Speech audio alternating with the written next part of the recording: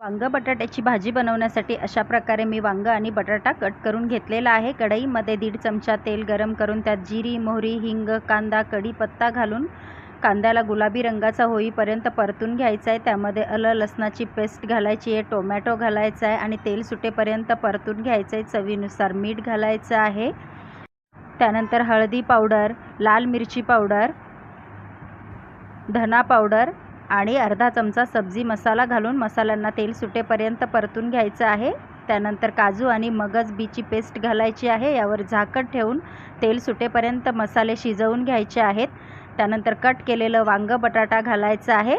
त्यांना देखील मसाल्याबरोबर परतवून घ्यायचं आहे। 1 ग्लास पाणी घालायचं आहे आणि झाकण ठेवून 7 ते 8 मिनिटं भाजीला शिजवून घ्यायचं आहे। त्यानंतर पाव चमचा गरम मसाला घालून व्यवस्थित मिक्स करायचं आहे। कट केलेली कोथिंबीर घालायची आहे।